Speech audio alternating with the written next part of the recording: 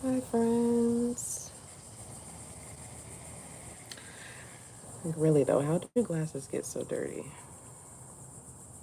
I literally just had my cloth in my hand and left it in the house. Well, whether you're able to catch this live or you're watching it back, I'm glad you made your way here, whatever that looks like. I'm Amira. This is Insightful Healing and our Sense of Self session 47. Let's get this party started. I fixed my candle, hopefully. Hopefully. I love how that looks now. Oh gosh, it's like an art masterpiece. It's so beautiful. Reminds me of those candles that have like crystals in them, you know? Long lighter.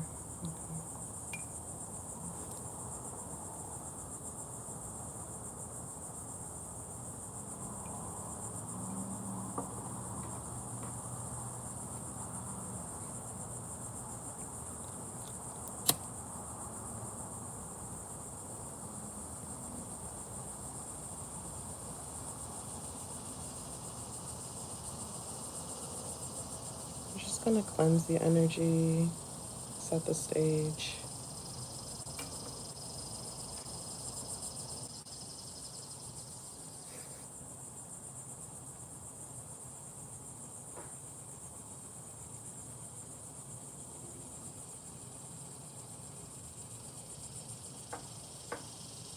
One hand on the heart, one hand in the depths of the belly.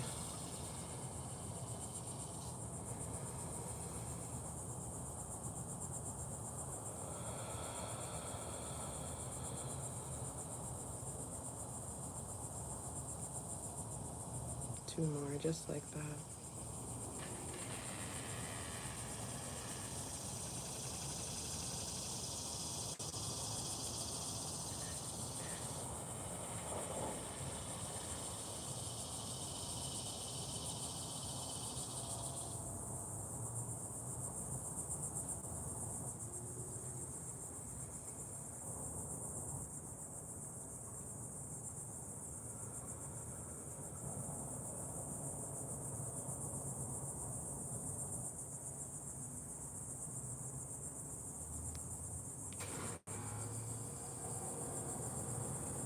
That was perfect timing. Hi, Abraham. Thanks for being here. As I was doing those deep breaths just now, I started hearing little pitter patter feet. They're not happening in real life, I promise you. But maybe that's how you woke up this morning or how you often wake up. The sun looks cute and all, but not across my face like that.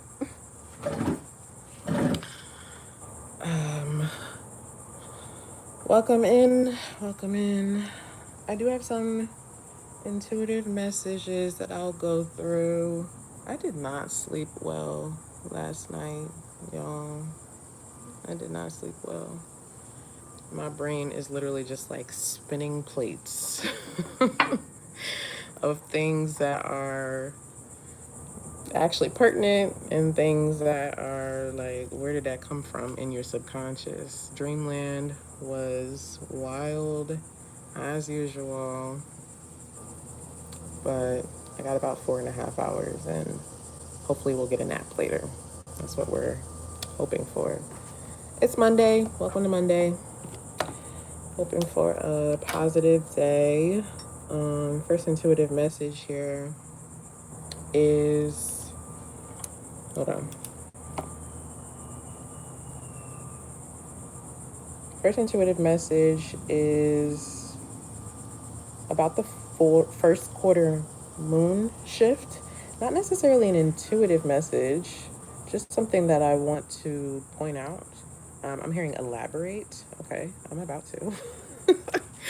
Today the moon is in Libra, and it's gonna be moseying its way along into Scorpio as we shift into the first quarter moon. First quarter moon is the first significant phase after the new moon, and it calls for us to be in a particular headspace, reflecting on a new beginning, opening up another space for a new beginning, whatever that looks like. Oh no, not a headache. I hope you were able to rest. Give your eyes and your brain a rest, or whatever caused that headache. Could be many different things. But yeah, the moon shifting from Libra to Scorpio. So it's time to go deep. It's time to go a little deeper. Maybe you've made the decision. Now it's like stand on it kind of deal. And then the next thing here, I wrote deciding between accommodation and strength. In the midst of my rambles this morning, I was thinking about how grateful I am for the shift in my mindset, the shift in my beliefs about accommodations, making accommodations. And I didn't do like a super deep dive reflection, which is a part of this message here. Maybe I need to, or we're doing it together. I really don't like that glare. It's messing with my ADHD. Do I need to go this way? Okay. And I just was thinking about how, it's so much easier these days to just make the accommodation, but in the past maybe I would have had some negative thoughts about myself or the situation, or I would have just pushed through it and suffered the consequences later, right? And when we think about strength, it could be physical strength, emotional strength, spiritual strength. Strength also is represented in vulnerability, which can be another sort of accommodation, right? If I'm struggling this morning, maybe rather than choosing the strength of keeping it in and just moving forward, maybe I choose the strength of being vulnerable to offload that heaviness that I'm feeling, and gain some support to feel lighter, and thereby that being my accommodation. So something about that is really relevant, and really like how do you know where the line is between an accommodation and strength? How do you know when to choose what? If I deserve an accommodation or really really need one, or if I ought to just push myself through. Is it something that you feel in your body, right? Is it the negative thoughts or the positive thoughts that encourage you to go one way or another? Just something I was thinking about. Okay, so one part of my dreams, yes, multiple. I always have 500 million at a time. One part of my dream was my dog. Are you supposed to say late dog? I guess I've never said that out loud. My dog that passed a few years ago. I didn't actually see him in the dream, but I remember someone talking about me saying, has she even spent time with her dog? Has she seen her dog? And it's crazy because I'll tell you exactly where this came from. It's twofold. The first part is I was watching Judge Judy yesterday, and there was this lady on there. She was being sued. I don't remember what she was being sued for, but she was the defendant. And it was about a dog. She wanted the dog back. And it was like she had abandoned the dog for like a year and a half, and she just swore up and down that she was present. You know, from her perspective, she did enough. She still loved the dog still loved her. Anyway, Judy was like, get this dog, put the dog out. We're going to figure out which way the dog is going to go and who the dog actually loves and cares for. Let me tell y'all, that dog didn't pay her any mind at all. Zero. Nada. Didn't see her to even try to remember her. So, a really interesting thought. And but in the midst of all of that, it was really about the dog's intuitive guidance. This is also reminding me of the wolf spirit. Typically, it's a wolf that's represented, that represents our intuitive guidance, but same family, right? And again, I didn't physically see my late dog in the dream, but there was something about needing to reconnect. Okay, needing to reconnect to him in particular as a spirit guide, or my other spirit guides in the realm. You know, my other ancestors or loved ones who have passed on, and receiving some sort of guidance. Um, yeah, because they will lead you, right? They'll lead you according to their senses, and their senses are a bit different than ours. Ours get cloudy here in this realm. Okay, three more, two more. The next thing was, oh, after I did a meditation. Before I got on here, I did a 10-minute meditation. It was around 10 minutes, and as soon as I opened my eyes, I saw a squirrel, and the squirrel saw me, and we were just looking at each other. Um, Maybe for a good, like, I don't know, 20, 30 seconds. We were just looking at each other. Neither of us were moving. I had just blinked my eyes open. It had literally just turned its body and head to face me and look at me. And and then it was like, oh, okay, bye, bye. It started doing this squirrely thing, just started to climb up the tree and jump off the branches, which I'm always amazed by, like how the squirrel has such stability on the branches that appear so flimsy. Again, another metaphorical, spiritual message there, right? It also reminded me of ADHD, which I mentioned not too long ago, right, with the sun. Um, and you know, some people that's a thing that they say or how they relate to ADHD, like the whole squirrel thing, because your attention shifts from one place to another. I feel like there's power in that. That's a part of the message.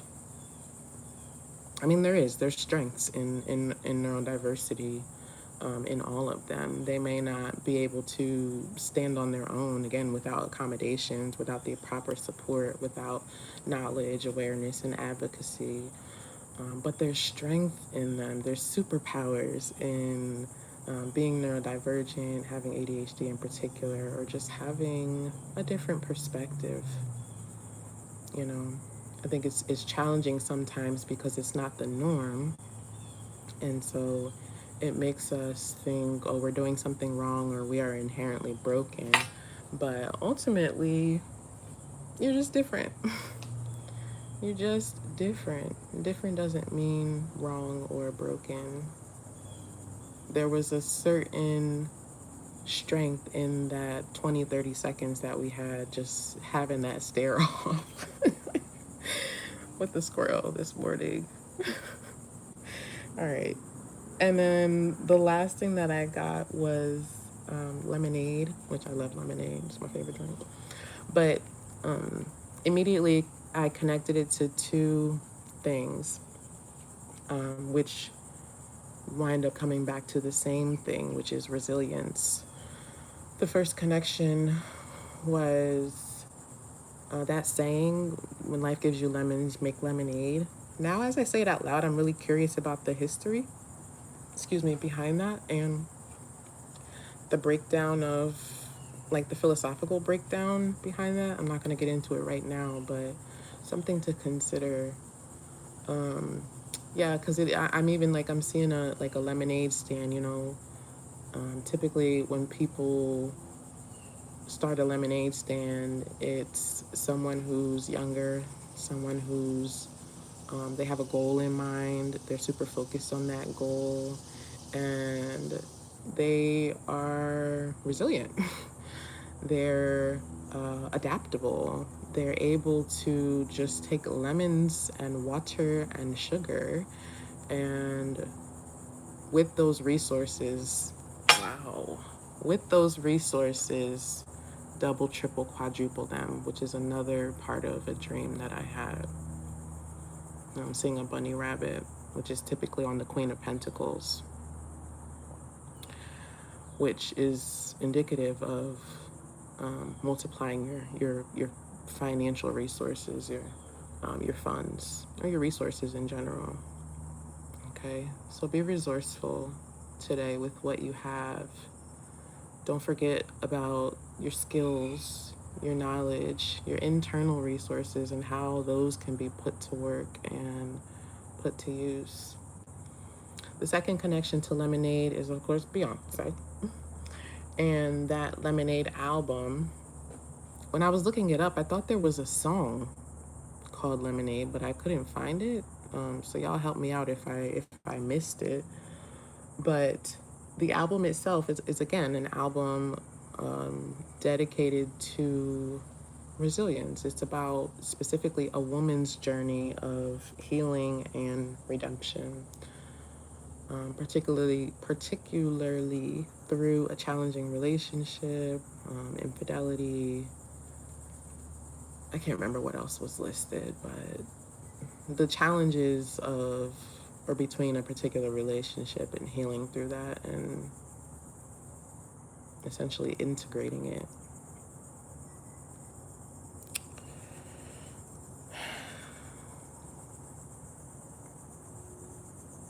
Let's pull some cards.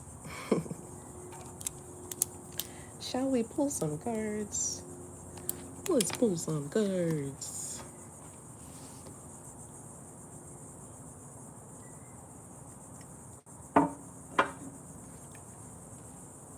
Boop, boop. Ooh, child. Things are gonna get easier. Ooh, child, things will get brighter. I tried to watch that movie, The Brightest Creature. What's it called with the octopus? Something about a creature and bright. With that woman and that man. I don't know, child. If you know, you know, okay? And if you know, help us out. Remarkably bright. I don't know, child. Something like that. I tried to watch it yesterday. I couldn't finish it. After a certain point, I was just like, why do I keep trying? Why do I keep trying? Why am I trying to force myself to enjoy something that's not enjoyable? Why am I trying to force myself to give something my attention that's not holding it?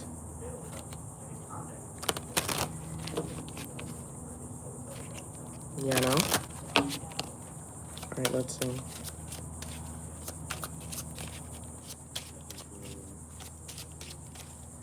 Let us see. That takes me back, though, to talk about ADHD. You know? If your brain works in a different way and you're trying to force it to work in a way that's not natural, ultimately setting yourself up for failure.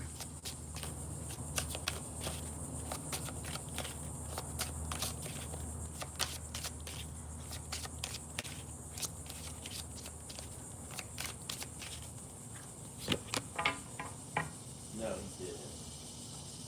Bro. What? He fucked up all my yucca. All my yucca. She's gone. This. All right, we've got number 25.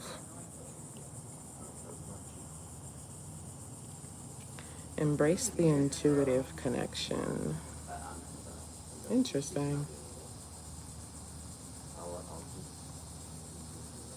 I Like you could. Yeah, it's just different growth. They probably won't make it now. the 25 reduces to a 7, which we know, which speaks of faith, spirituality, belief. But this card in particular, yeah, reminds me of that dream. Connecting spiritually, connecting intuitively to a particular energy, whether it's for support, whether it's for guidance, whether it's for insight, connection, just generally speaking. But I also was very much drawn to the flowers that you see inside of the head space here, and even this shape that is sort of like a heart, which is reminding me of the mind body connection. I can't remember what video that was that I did where I broke down where emotions come from. Yeah, it was some weeks back. I think it was that early morning one I did where it was just plain old blanket in the bed. But there's a need to remember here that although, you know, your heart space is, and especially the heart chakra, right, speaks to the emotional space, it speaks to healing, forgiveness, and all that good stuff. But ultimately, it first connects to the nerves, which initiate in our brain. Okay. I'm going to pull a tarot card and see what additional information we can get here. First message, though, is to embrace the intuitive connection. Don't run from it. All right? It may feel scary. You may feel indifferent about it or about that person, that energy. Yeah. Well, let's see. Let us see. I'm also seeing a question mark inside of that head. Yeah, I feel like this kind of reminded me of that saying, two heads are better than one. All right. So use your resources. Your resources could be a person that you're connected to. Right? Somebody who has knowledge, experience, wisdom that you don't.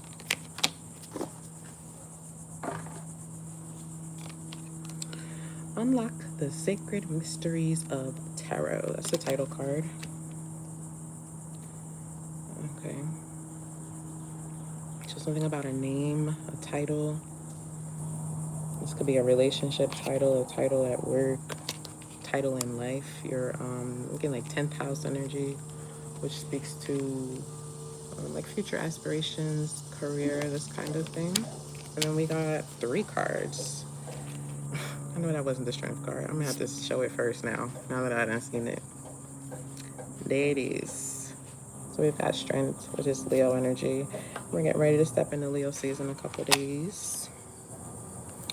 The 5 of Pentacles, which is Mercury in Virgo. 5 of Pentacles is a card of despair. Ultimately, it's loneliness. It's someone who feels like they don't know where to go next, what to do next, seeking guidance and help, but they're very much focused on one particular type of guidance and help. Typically in the 5 of Pentacles, you see like a church in the background, which represents an opportunity to connect spiritually. But this person is not really focusing on that. They're not seeing that as an option. Instead, they're more so focused on how cold it is, how challenging it is. But this is a mindset. This is a mindset. So what is it that you believe? What do you believe about your resources? What do you believe about your skills and abilities? What do you believe about your path? What do you believe about the decision or decisions that brought you to this 5 of Pentacles in the first place? And the moon.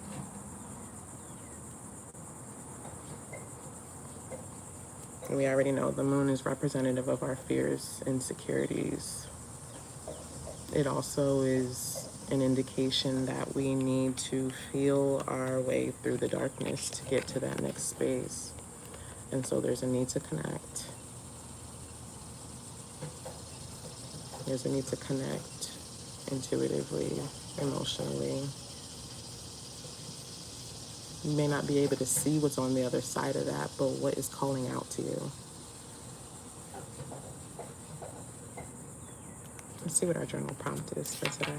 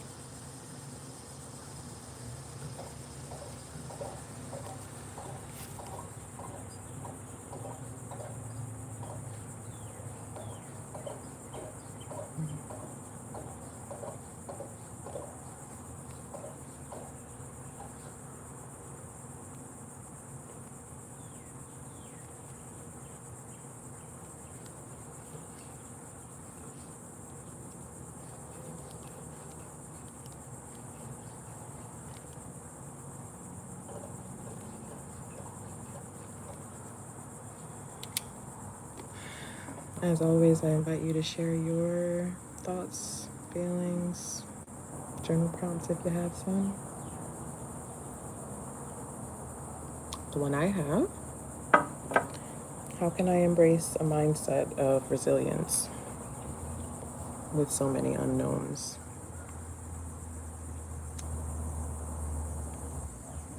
There's friction here. The moon is asking for us to go deeper. Our brains and bodies are calling for us to go deeper. Reflect on your journey and identify how you can heal through it. If you need support, I'm here. Otherwise, thanks so much for being here with me.